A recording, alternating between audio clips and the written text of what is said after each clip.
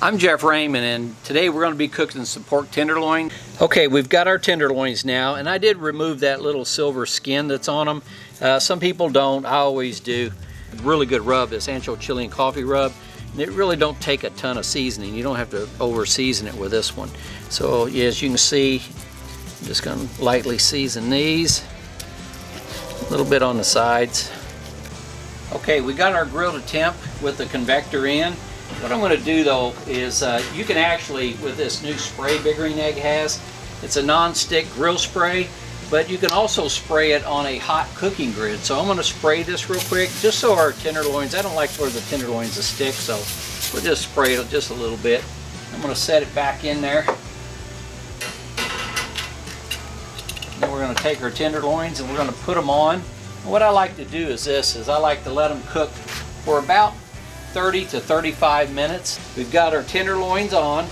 We're going to let them cook at 400 degrees. Cook them 15 minutes. Flip them one time after 15 minutes. Let them cook another 15 to 20 minutes, and then we should be done. Now normally on different cuts of meat I'll add wood chips to it, and even on these tenderloins I typically will add wood smoke to it, but this time I didn't because the rub I used today is our ancho chili and coffee, and it actually has some natural smoke flavoring in it. So that's the reason I didn't add the wood chips. But if I did, it would be the Jack Daniels with the tenderloins. That's what I want a competition with. Anytime you use wood chunks or wood chips, always remember to drain the wood chips or chunks. Don't reach in there and grab them dripping wet and throw them right on top of your charcoal, because odds are it's going to put out a nice size area of your charcoal and you're going to lose a lot of heat.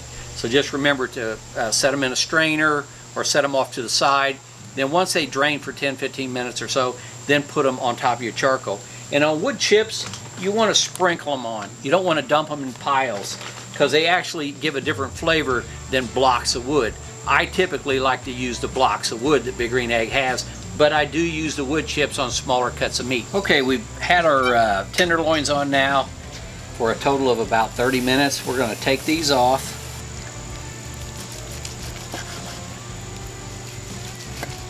Bit of juice coming out of that meat. I won a competition in Evansville here cooking tenderloins. A lot of the guys in the competition weren't happy because they said, I've been cooking all night long and this guy comes in and cooks for 30 minutes and wins the competition. And the lady goes, well, it's not my fault, he's smarter than you. It's an open competition, you cook whatever you want. It's a pork category, and we ended up winning it in 30 minutes of cook time. We're going to plate this now.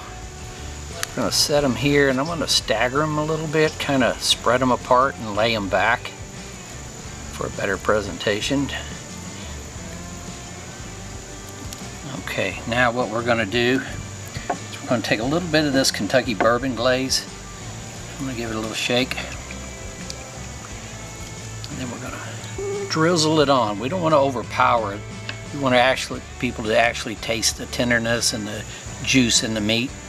So I'm just going to lightly do it, just a little drizzle across the top there. That should do it.